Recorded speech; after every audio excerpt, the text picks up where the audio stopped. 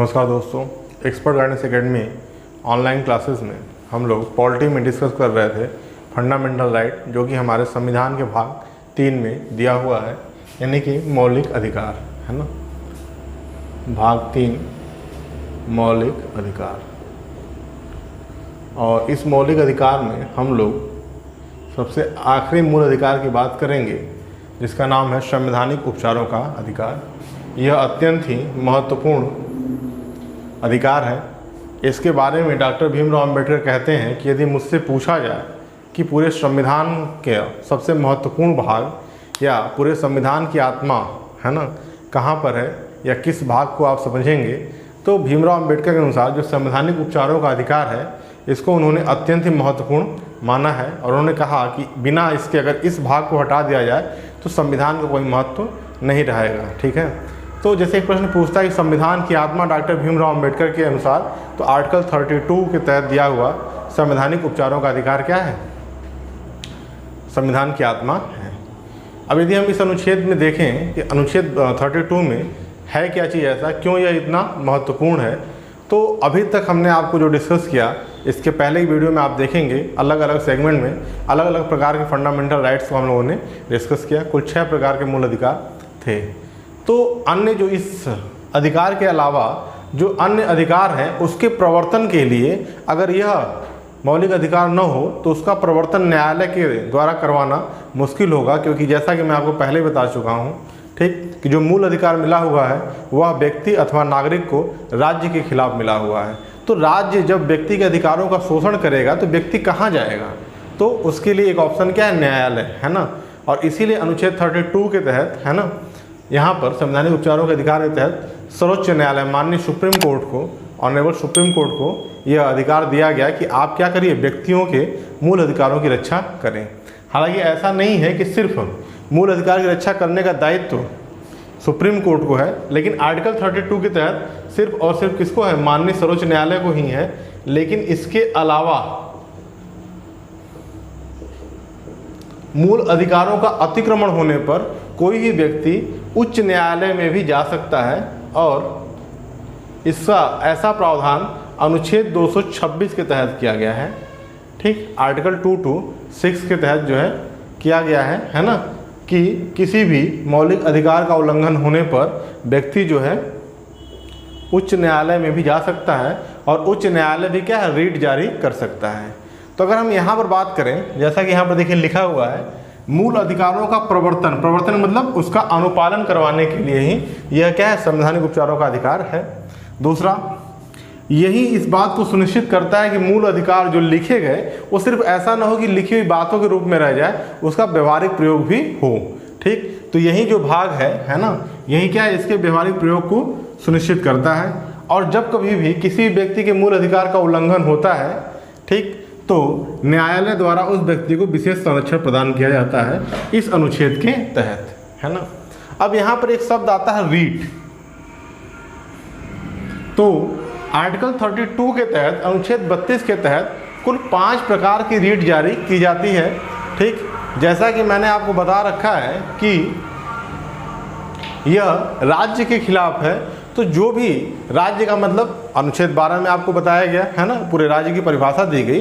तो इसमें विधायिका, कार्यपालिका, कई बार न्यायपालिका के द्वारा भी, ऐसा नहीं कि न्यायालय के द्वारा इसका अनुपालन करवाना है तो न्यायालय अतिक्रमण कर सकता है, न्यायालय के खिलाफ भी इसमें क्या है? प्रावधान किए गए हैं। तो आइए अलग अलग कुल 5 प्रमुख रीटों की हम लोग चर्चा करते हैं और इसको ढंग से समझते हैं। सबसे पहला जो हमारा है बंदी प्रत्यक्षीकरण, है ना। ठीक, कौन सा है? बंदी प्रत्यक्षीकरण, हैबियस कॉर्पस इंग्लिश में इसको बोलते हैं। कई बार एग्जाम में इसको इस तरीके से लिख करके भी प्रश्न पूछे गए हैं, है ना। ठीक, हैबियस कॉर्पस। पीसीएस के एग्जाम में एक बार ऐसा प्रश्न आपसे पूछा गया जिसमें मैच कराना था और ऑप्शन में सभी इंग्लिश वर्ड्स का यूज किया गया था, इसलिए आप दोनों को ध्यान रखेंगे, है ना। बंदी प्रत्यक्षीकरण आसान होता है याद करना और समझना भी, लेकिन हैबियस कॉर्पस को भी आपको समझना पड़ेगा। अब यदि हम यहाँ पर बात करें कि यदि कोई भी, है ना, सरकारी अधिकारी या निजी व्यक्ति, क्योंकि यह सरकारी अधिकारी और निजी व्यक्ति दोनों को, यहाँ लिखा है लोक अधिकारी व निजी व्यक्ति दोनों के विरुद्ध जारी होता है ना। यदि किसी व्यक्ति ने या किसी लोक अधिकारी ने किसी व्यक्ति को क्या है बंदी बनाकर रखा हुआ है, तो न्यायालय उसको इस अधिकार के तहत ठीक आदेशित करता है कि 24 घंटे के अंदर उस व्यक्ति को आप न्यायालय के समक्ष प्रस्तुत करें, है ना। जो मजिस्ट्रेट होगा उसके सामने आप क्या करेंगे, उसको प्रस्तुत करिए। ठीक, यानी कि आप उसको 24 घंटे से ज़्यादा बंदी बनाकर नहीं रख सकते, है ना। ठीक, और इसकी चर्चा संविधान के अन्य अनुच्छेदों में भी की गई हुई है पहले भी। तो अगर आपने किसी व्यक्ति को बंदी बनाकर रखा हुआ, किसी भी लोक अधिकारी ने, किसी पुलिस इंस्पेक्टर ने, किसी भी तरीके से जुर्म में अपराध में, तो आप क्या है अपने मौलिक अधिकार का उल्लंघन, और कौन सा मौलिक अधिकार का उल्लंघन होगा यहाँ पर, तो आप देखिए अनुच्छेद 21 के तहत प्राण एवं दैहिक स्वतंत्रता का। ठीक, क्योंकि हर एक व्यक्ति को अपने जीवन को सम्मानपूर्वक जीने का अधिकार है। तो अगर इसमें हम बात करें तो प्राण एवं दैहिक स्वतंत्रता का जो मूल अधिकार है आर्टिकल 21, उसकी मूल भावना इसमें क्या है, निहित है, समाहित है, ऐसा आप इसे समझेंगे। तो 24 घंटे के अंदर क्या करना है, न्यायालय की समझ प्रस्तुत करना है, और उसके बाद वह न्यायालय जांच करेगा कि जो व्यक्ति की गिरफ्तारी हुई है वह विधि सम्मत है कि नहीं, है ना, उसका लेगिस्लेशन सही है कि नहीं है, उसको चेक किया जाएगा कि वास्तव में अपराध हुआ है या अपराध के आधार पर ही गिरफ्तार किया गया है या अनावश्यक। तो अगर बंदीकरण विधि सम्मत नहीं है, विधि सम्मत नहीं है, अगर नियम के खिलाफ है, नियम के सपोर्ट में नहीं है, तो उस व्यक्ति को मुक्त करने का आदेश भी क्या है, दिया जा सकता है। ठीक, सर्वोच्च न्यायालय के द्वारा। और जो तीसरी प्रमुख बात है कि लोक अधिकारी व निजी व्यक्ति दोनों के विरुद्ध यह जारी होता है। देखिए ये प्रश्न बार बार पूछा जाता है, कौन सा रिट किसके खिलाफ जारी होता है ना, और किस प्रकार के केस में। तो यहाँ से बहुत सारे प्रश्न बनते हैं। ये अकेला अपने आप में सबसे महत्वपूर्ण टॉपिक है। हर 1-2 साल के अंतराल में इसे प्रश्न एग्जाम में एक बार जरूर आपको देखने को मिलेगा। तो यह लोक अधिकारी मतलब कोई भी गवर्नमेंट ऑफिसर हो या कोई प्राइवेट पर्सन हो, दोनों के विरुद्ध क्या हो सकता है, दोनों के अगेंस्ट इस रिट का प्रयोग किया जा सकता है सुप्रीम कोर्ट के द्वारा। ठीक, अनुच्छेद 226 के तहत उच्च न्यायालय भी इसी प्रकार के रिट को जारी कर सकता है। तो इस प्रकार से यह बंदी प्रत्यक्षीकरण। अच्छा, दूसरी बात कि यह किसकी मूल भावना के तहत है, तो इसमें प्राण एवं दैहिक स्वतंत्रता अनुच्छेद 21 है ना, कि मूल भावना क्या है इसमें समाहित है। चलिए आगे चलते हैं। जो दूसरा हमारा रीट है आर्टिकल 32 में ही रीटों की चर्चा की गई है। ठीक, परमादेश मैंडेमस।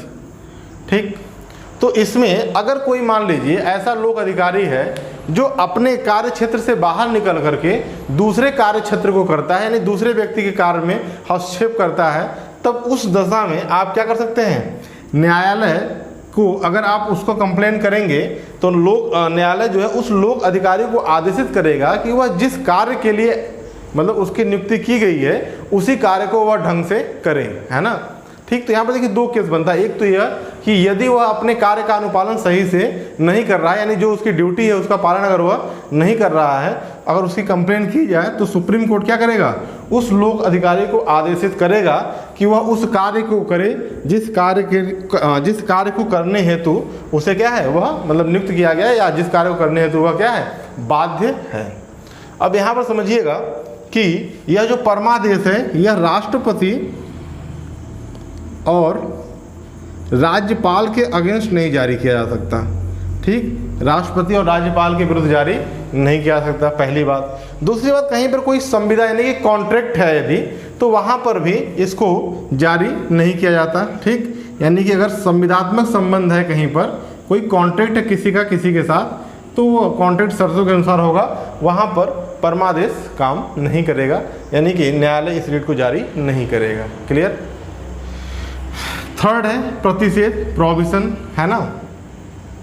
तो इसमें क्या है कि यदि कोई भी न्यायिक अथवा अर्ध न्यायिक संस्था है ना, बहुत सारी ऐसी संस्थाएं भी हैं जैसे बहुत सारे ट्रिब्यूनल हैं, उनका मेन काम न्याय देने का नहीं है, लेकिन ज़रूरत पड़ने पर परिस्थितियों के अनुसार वह डिसीजंस भी देते हैं, और उनका डिसीजन भी न्यायालय के डिसीजन की तरह क्या होता है, अनुपाल्य होता है, उसको मानना पड़ता है। ठीक, और जैसे आप देखिए कि अगर एग्जाम्पल लिया तो लोकसभा और राज्यसभा, इनको भी अपने सदस्यों को दंडित करने को, निलंबित करने का अधिकार है। तो यह सब भी क्या है, एक अर्ध न्यायिक संस्था है। हालांकि ये न्याय का काम नहीं करती हैं, लेकिन अपने अधिकार क्षेत्र में ठीक है ये काम करती हैं, तो इसीलिए अर्ध न्यायिक शब्द का इस्तेमाल किया जाता है। आइए देखते हैं यहाँ पर तो कोई भी न्यायिक अथवा अर्ध न्यायिक संस्था के विरुद्ध इसे जारी किया जाता है। पहले इस बात को आप समझिएगा कि यह किसके विरुद्ध जारी किया जाता है, ठीक। तो प्रतिषेध जो है, प्रोविजन जो है, यह किसी भी न्यायिक अथवा अर्ध न्यायिक संस्था के विरुद्ध जारी किया जाता है। दूसरा इसमें यही है कि यदि कोई न्यायिक अथवा अर्ध न्यायिक संस्था है ना, कोई भी न्यायिक अथवा अर्ध न्यायिक संस्था यानी कोई भी न्यायालय, ठीक, या फिर कोई जो अर्ध न्यायिक जिसे हम बताया ट्रिब्यूनल हो गया, लोकसभा हो गया, राज्यसभा हो गया, ये सब क्या है, अर्ध न्यायिक संस्थाएं हैं, ठीक। अगर वह अपने अधिकार क्षेत्र से बाहर निकल करके कोई कार्य करती हैं तो सुप्रीम कोर्ट, माननीय सुप्रीम कोर्ट उसको इस रीट के जरिए कार्य करने से क्या करता है, रोकता है कि आपका जो कार्य है आप अपने अधिकार क्षेत्र में ही काम करें। यानी अगर देखा जाए तो कोई भी वरिष्ठ न्यायालय अपने अधीनस्थ न्यायालय को, ठीक, अपने अधिकारिता के अतिक्रमण से, है ना, ठीक, अपने अधिकारिता के अतिक्रमण के इन्वेंशन ऑफ अथॉरिटी से क्या करता है, रोकता है, उसे मना करता है कि नहीं, आपका जहाँ तक अधिकार क्षेत्र वहीं तक आप कार्य करिए, जो चीज़ आपके अधिकार क्षेत्र के बाहर है उसमें आप हस्तक्षेप नहीं करेंगे। जैसे अगर एक एग्जाम्पल लिया जाए कि अगर मान लीजिए जैसे दो राज्यों का विवाद है तो दो राज्यों के विवादों को सुलझाना एक एग्जाम्पल है, हालांकि मूल अधिकार से नहीं जुड़ता है, दो राज्यों के बीच के विवाद को सुलझाना सुप्रीम कोर्ट का अधिकार क्षेत्र में आता है, ठीक। अगर इसे कोई अन्य न्यायालय ऐसे मुद्दों को देखता है तो वह उसका अधिकार क्षेत्र का क्या है, उल्लंघन है, तो सुप्रीम कोर्ट उसको मना कर सकता है, ठीक। ऐसे ही कोई मूल अधिकार का भी मुद्दा है ना, जहाँ पर उस न्यायालय के अधिकार क्षेत्र से वह बाहर का है, लेकिन अगर कोई न्यायालय उसमें इंटरप्ट करता है तो सुप्रीम कोर्ट और हाई कोर्ट, है ना, दोनों को अधिकार है कि वह उसको क्या कर सकते हैं, अधिकारिता के अतिक्रमण से रोक सकते हैं और इस प्रकार की रेट उसके खिलाफ जारी की जा सकती है ना। इसको हम लोग बोलते हैं प्रतिषेध या प्रोविजन। क्लियर। एक बात और समझिएगा, यह क्या होता है कि जब ऐसा हो रहा होता है, जब कार्रवाई हो रही होती है तभी ये रेट जारी होता है। अगर कार्रवाई हो चुकी है, डिसीजन दिया जा चुका है, तब इसका प्रयोग नहीं होता है, बल्कि इसके बाद वाले रेट का प्रयोग होता है जिसका नाम है उत्प्रेषण, ठीक। ये बात आप समझिएगा। इसमें और इसमें जो बहुत ही मामूली सा माइन्यूट सा डिफरेंस है, यहाँ देखिए, यहाँ लिखा है कि यह किसी वरिष्ठ न्यायालय द्वारा किसी अधीनस्थ न्यायालय या न्यायिक निकाय को अपनी अधिकारिता के उल्लंघन करने से रोकने के लिए जारी किया जाता है। तो उत्प्रेषण और प्रतिषेध एक जैसा ही है, ठीक, लेकिन इसमें एक बेसिक डिफरेंस यह है कि यह तब होता है जब कार्यवाही जारी रहती है ना, जब कार्यवाही जारी होती है तभी यह रिट जारी किया जा सकता है। लेकिन यदि कार्यवाही पूरी करके निर्णय सुना दिया गया है तो उस निर्णय के खिलाफ, उस निर्णय के विरुद्ध उत्प्रेषण रेट जारी किया जाता है, ठीक। एक बेसिक डिफरेंस है दोनों में, इसे आप ध्यान से समझिएगा, है ना, बहुत ही सावधानी से पढ़ना है, ठीक। इस तरीके से देखिए, पहला हमारा बंदी प्रतिच्छेदन, दूसरा परमादेश, तीसरा प्रतिषेध और चौथा उत्प्रेषण। अब पांचवा है अधिकार पृच्छा, को वारंटो, है ना, ठीक। इस शब्द का मतलब ही होता है किस अधिकार से, किस अधिकार से। तो यदि अवैधानिक रूप से, है ना, जो विधि सम्मत नहीं है, किसी ऐसी प्रक्रिया के द्वारा सार्वजनिक पद पर आसीन व्यक्ति के खिलाफ यह जारी किया जाता है। सर्वोच्च न्यायालय पूछ सकता है कि आप किस अधिकार से इस पद पर आसीन हैं, है ना, तो किसी भी सार्वजनिक पद पर आसीन व्यक्ति के खिलाफ इसको जारी किया जा सकता है को वारंटो अधिकार पृच्छा, ठीक। तो इस प्रकार से देखिए यह 5 जो रीट थे, है ना, इसकी चर्चा हुई। आगे चल करके देखिए इन रीटों की व्याख्या करते करते 2 और शब्द आए न्याय की दुनिया में, और जिससे भारतीय न्यायालय जो का जो सिस्टम था, यह जो भारतीय संघ का सिस्टम है जिसमें न्यायपालिका, कार्यपालिका और विधायिका आती हैं, है ना, इन तीनों का पूरा ढांचा इसने बदल करके रख दिया। वो 2 शब्द जो बहुत ज़्यादा चर्चा में रहे, एक PIL, ठीक, जिसे आप लोग क्या कहते हैं, पब्लिक इंटरेस्ट रेगुलेशन, और दूसरा है जुडिशियल एक्टिविटी, न्यायिक सक्रियता, है ना। तो इन दोनों की चर्चा करेंगे जो इसी रीट से न्यायालय को ये अधिकार देते हैं, है ना, कि वह जो है PIL और न्यायिक सक्रियता का प्रयोग करता है, और जिससे न्याय व्यवस्था पूर्ण रूप से क्या हो जाती है, बदल जाती है, ठीक। तो इस तरीके से हमने आपके सामने देखिए ये 5 है ना जो रीट है उसको डिस्कस किया। इसको आप नोट कर लें तो फिर जल्दी से हम लोग जो है बाकी वो 2 शब्द जो भी हमने बताया PIL और न्यायिक सक्रियता, उसकी चर्चा करते हैं। आइए देखते हैं ये 2 शब्द। पहला है जनहित याचिका या लोकहितवाद, है ना, इसी को हम लोग PIL भी बोलते हैं। अगर हम इसके इतिहास की बात करें तो न्यायाधीश महोदय थे PN भगवती, PN भगवती, उन्हीं को भारत में PIL का जनक माना जाता है, फादर माना जाता है। अब देखिए ये है क्या, तो इसके तहत जो भारतीय न्याय प्रणाली की पूर्व की व्यवस्था थी, जिसमें सिर्फ और सिर्फ प्रभावित व्यक्ति ही, मतलब कि किसी भी अपराध से जो प्रभावित व्यक्ति था पहले, अभी ऐसा नहीं है, प्रभावित व्यक्ति ही ठीक अपील कर सकता था, अपील कर सकता था। लेकिन जनहित याचिका या लोकहितवाद में, है ना, मूल अधिकारों को ही और व्याख्यायित करते हुए कहा गया कि नहीं, ऐसा नहीं है, प्रभावित व्यक्ति की तरफ से कोई भी व्यक्ति अपील कर सकता है। और कई बार तो न्यायालय स्वतः संज्ञान ले लेता है, ठीक, और इसका आधार मीडिया रिपोर्ट्स, न्यूज़, कुछ भी हो सकता है, ठीक। कोई भी व्यक्ति एक लेटर पर लिख करके मतलब जो है अपने कंप्लेंट को दे सकता है और उस पर सुनवाई होगी, ठीक। और इस तरीके से देखिए न्यायालय ने अपने अधिकार क्षेत्र को क्या कर दिया, काफ़ी एक्सटेंड कर दिया, और जो पहले की व्यवस्था थी वो क्या हो गई, बदल गई। तो यह रीटों को, यानी रीट जारी करने के अधिकारों को ही और एक्सप्लेन करके इसका प्रयोग किया गया। और इसी का जब ज़्यादा हो जाता है ना, यानी कि अधिकार क्षेत्र से ज़्यादा निकल जाएगा, यानी कि न्यायालय परंपरागत तरीकों की अवहेलना करके